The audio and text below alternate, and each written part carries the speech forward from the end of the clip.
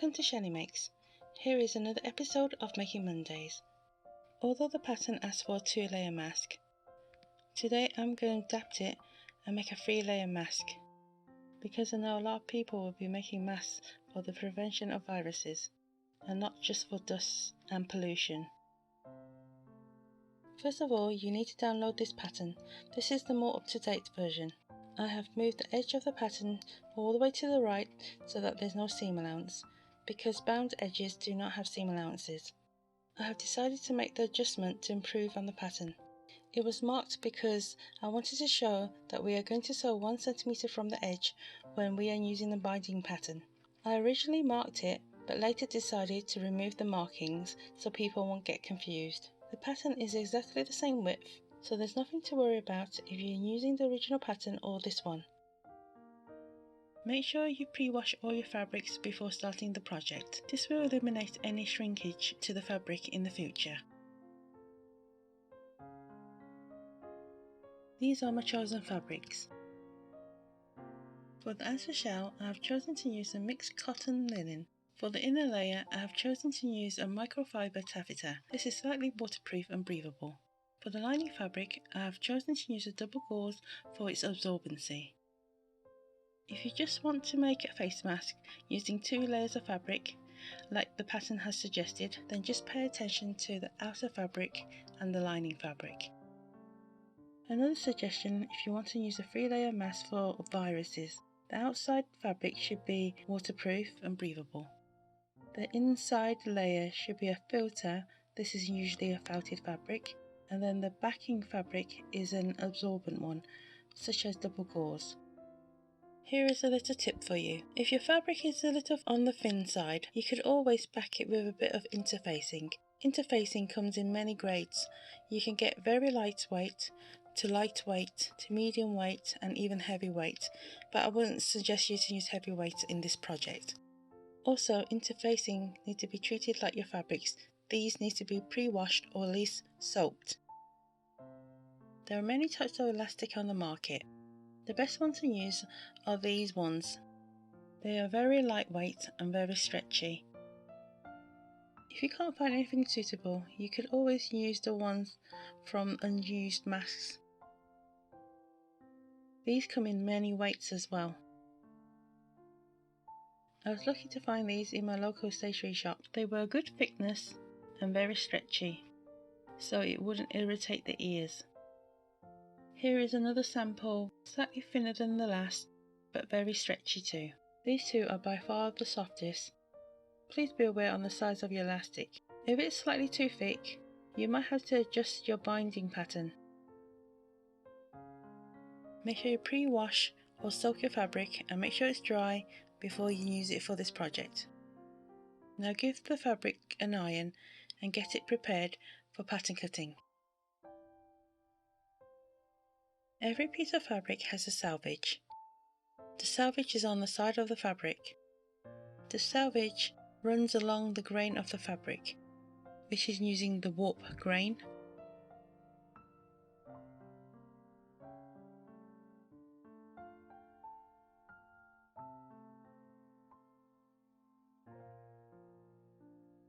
When you fold the fabric, make sure the right side is on the inside of the fold. Fold the selvage over and make sure both sides is parallel. What that means is the selvage and the folded edge now runs parallel to each other, so it's equal distance at the top and the bottom. For now I'm just eyeballing this, but ideally you should use a ruler to measure. Lay the fabrics on top of each other and aligning the folded edges. Now for the important piece. If your fabric doesn't have a print, then you wouldn't have to do this. But because my fabric has a print, you have to look at the direction of the print and think whether you can place this fabric on the true grain line, which is using the warp grain, or you turn it 90 degrees and use the print using the weft grain. In this case, I have to break the rule and use the weft grain. So looking at my pattern on the left, this line seems quite straight. Now fold the fabric over so that the raw edge and the folded edge is parallel. That means both edges are equal distances from each other. Check with the pattern to see if the fold is big enough to cut the pattern out. I am just going to eyeball this. So now I'm just going to roughly cut the fabric to make it more manageable.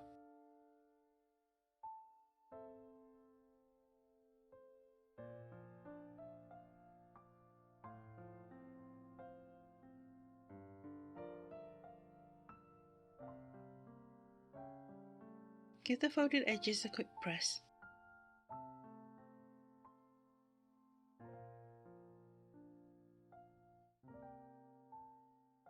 This will make it easier to line the fabric edges together.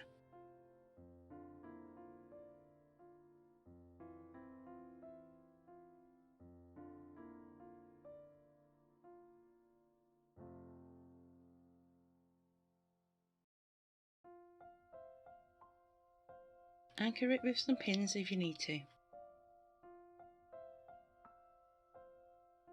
Now think about the placement for the pattern.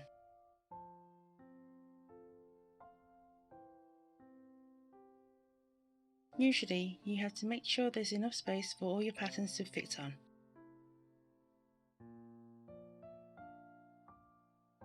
This is when you make sure your pattern is on grain. Using the grain line, you're going to make sure it is parallel to the edge. Sometimes it's the selvage, but this time it's the folded edge. Use a ruler and measure the distance. Measure the top part of the arrow to the edge, as well as the bottom part of the arrow to the edge. Just adjust it if you need to. I didn't put all my patterns on the fabric this time, because I know I have a rectangle piece of fabric spare, so I can cut my binding pattern out of.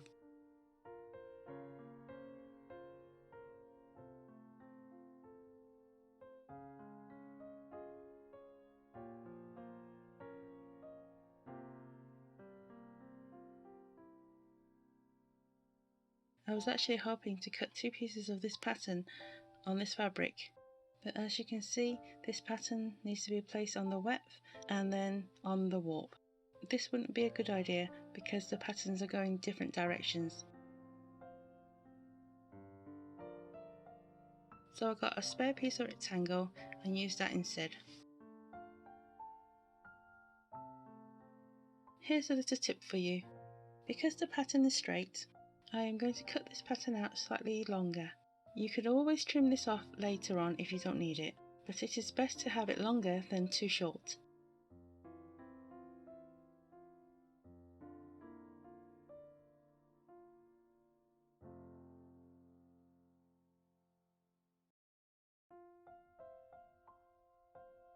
Okay, so let's start sewing.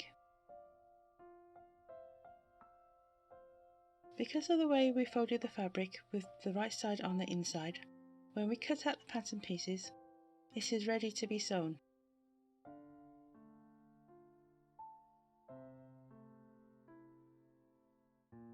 We are going to sew using 1 cm seam allowance on the curved edge.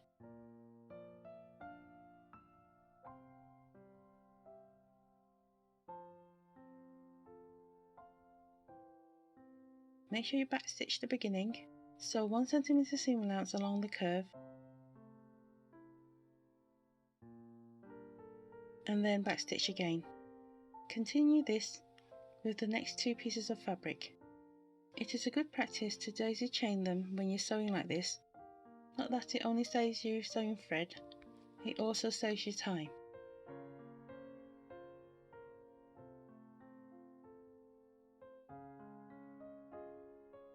Okay, so now you need to open all the seams. Ideally, you should use an iron to press this open, but this is still quite effective. If you open the seam, run your fingernails along the seam line, all the way along the seam. This will help the seam allowance lie flat.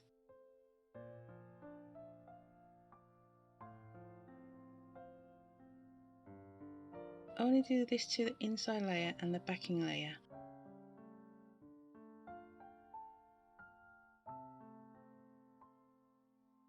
For the outside layer, we are going to push the seam allowance to one side and then top stitch on the right side of the fabric, and you are going to sew between 2 to 3 millimeters from the seam line. You are going to use straight stitches, and you might need to move the needle slightly for this if you want to.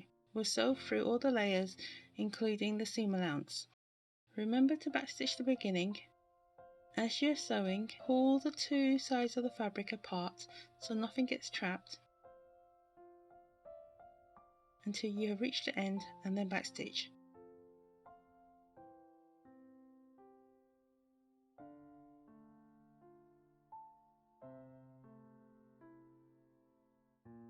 Now trim away the excess bulk. This will make the seam allowance lie flat.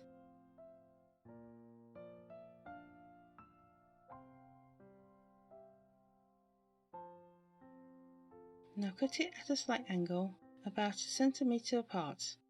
Make sure when you're snipping away, do not cut too close to the stitch edge. About 3 millimeters away is good enough. Flip that over and repeat. By doing this, you'll be cutting out triangles.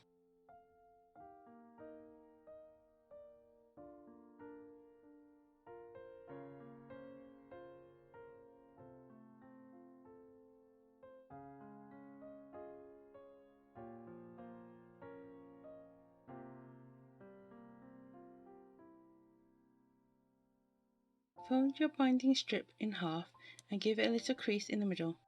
Open that up, and using the crease line as the guide, this will be your seam allowance. You fold the two sides in and then press.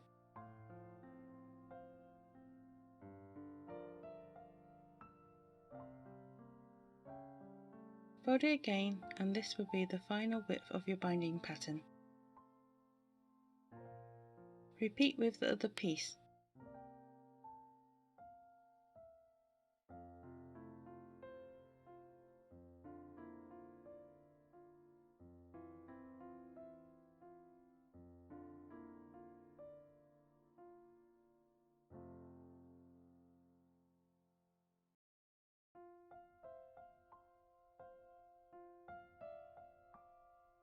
If you are using thick elastic, then I would suggest you to make sure your seam allowance is a lot more thinner. Just make sure when you press your seam allowance, it doesn't meet up in the middle.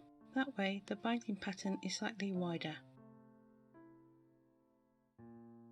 Pay attention when putting the layers together, in case you might end up with the middle layer on the back. The front layer goes first, then the back layer goes against the first layer with the right side touching the right side. The inside layer goes on last. With the inside layer, you use the right side touching the wrong side of the back layer. Hopefully that makes sense. Just follow my video. Flip the layers over and you can see we're in the right order. Now you can pin all 4 edges.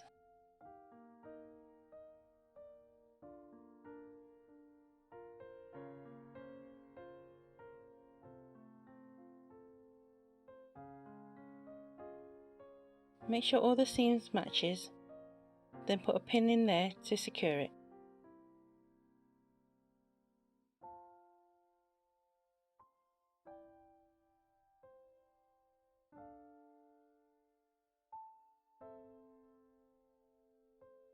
So the top edge and the bottom edge with 1 cm seam allowance.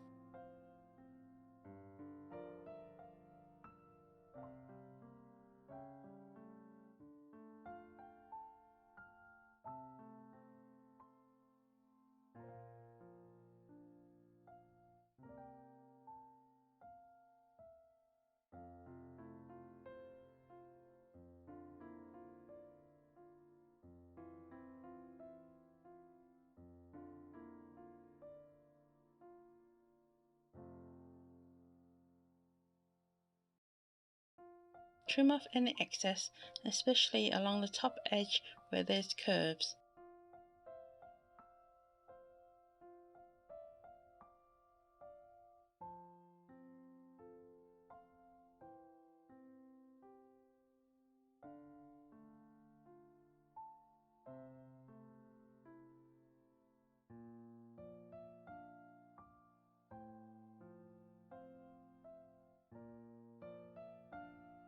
Now turn it inside out. Select the right layer to turn though.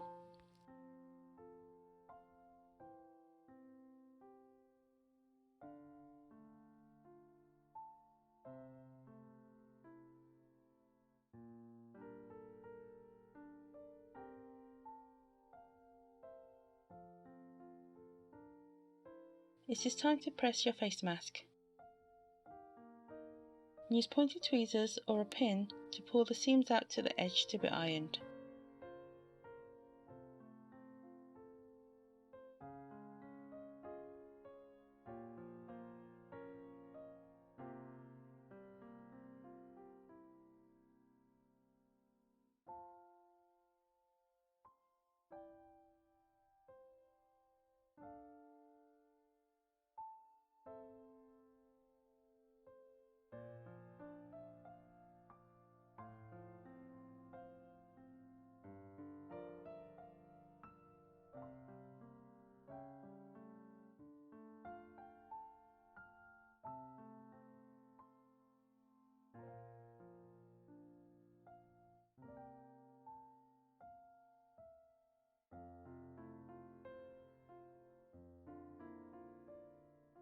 Give it a quick trim so that you have a straight edge to attach the binding piece.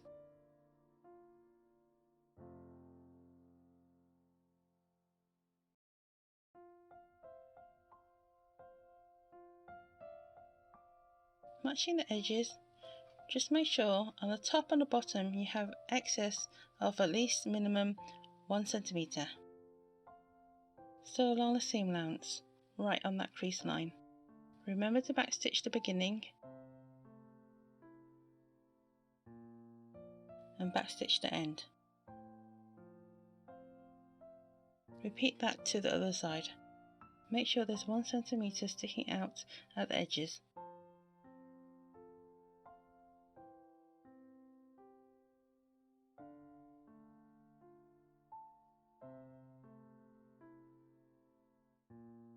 Now you can trim off the excess. Make sure you leave at least 1 cm seam allowance.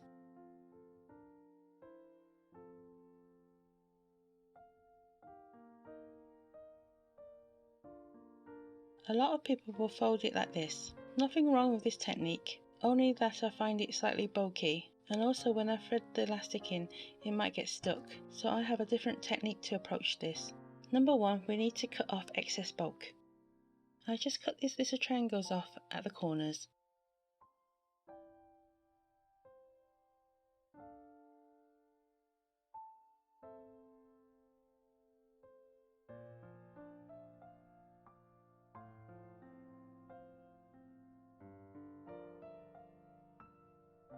Then I will fold down, over and then over.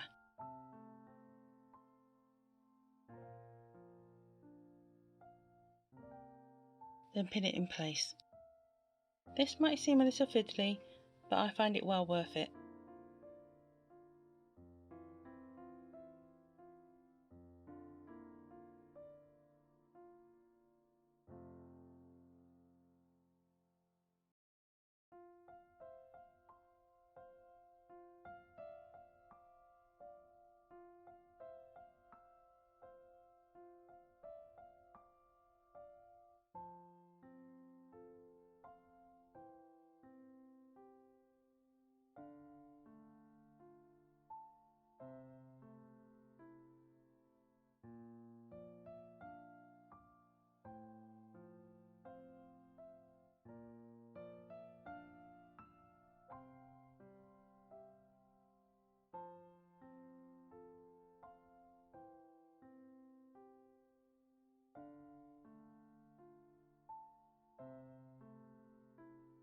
Now you can top stitch on the binding, about 1 to 2 millimeters away from the seam. Remember to backstitch the beginning and backstitch the end.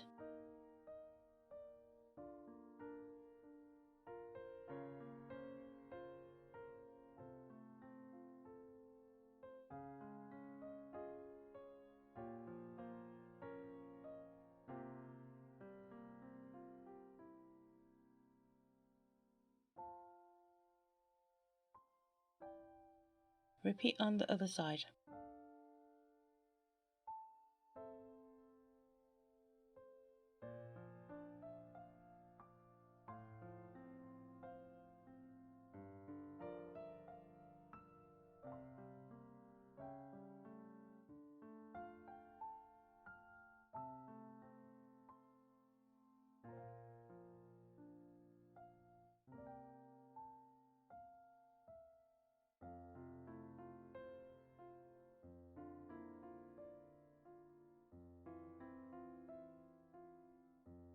Okay, almost done. We just need to add the elastic, but before we can do that, you need to prep the elastic. Here's a little tip. Use a flame and burn the ends of the elastic so it seals. You can always use a hair grip or a bobby pin to thread the elastic through the channel. I am not going to even attempt using this hair grip because it's so huge. This is a very handy tool to have. This is a ruler loop turner. This is usually used for turning tubes or spaghetti straps, and I find it very easy to use for pulling the elastic through.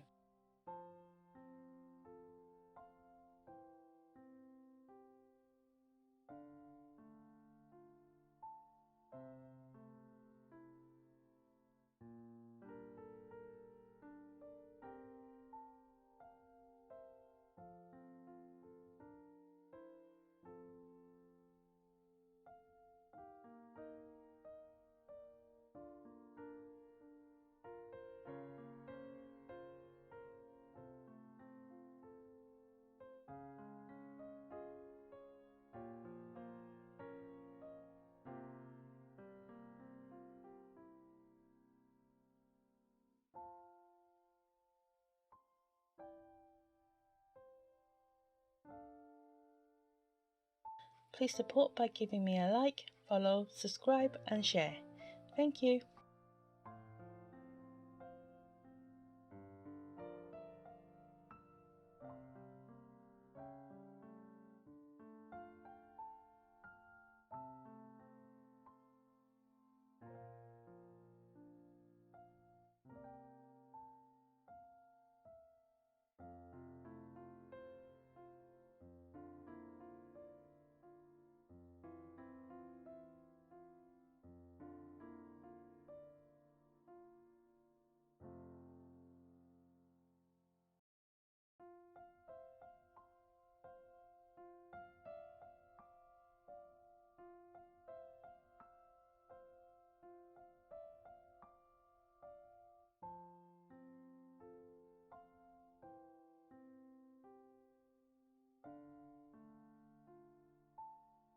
Click on the link in the description or go to my website to download project patterns and envelopes. Here's a little gift for you. Download the envelope to keep all your patterns organised. Thanks for watching. See you next time.